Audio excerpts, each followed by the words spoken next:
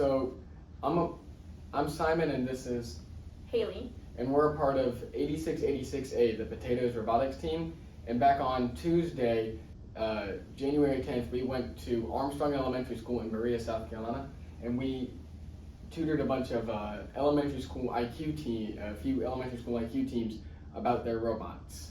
This is the first picture. We were actually talking to them because they were explaining what their robot was doing to us, what their robot was going to do, so we could help them with their robot.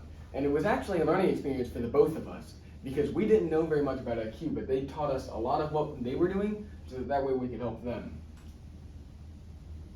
Okay.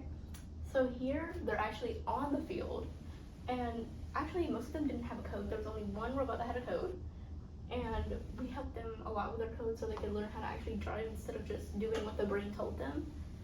And it was a learning experience for both of us. Yeah, and there's another photo coming up that talks about this, and I'll get to it in a moment.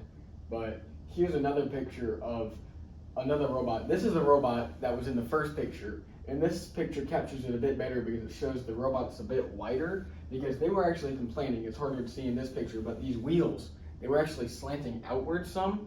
So we gave them some advice, like you can put a bar here and connect it all together, and it'll allow them to put more weight on there.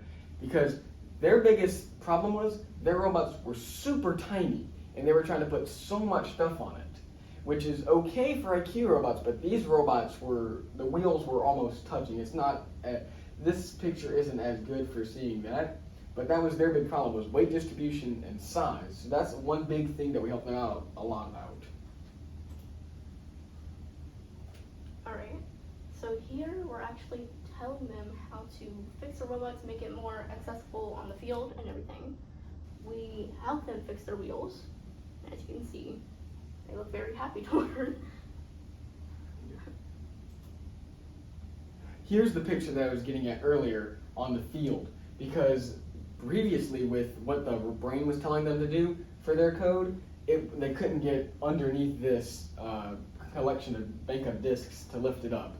Now they still weren't able to lift it up just because this arm wasn't strong enough. However, we were able to help them develop code that could get them under there.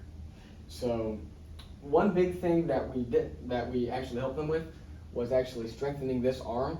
It can't be seen in this picture, but we gave them a whole lot of ideas to help strengthen this, because this was the most impressive robot out of them all, because it got very close to doing to getting everything.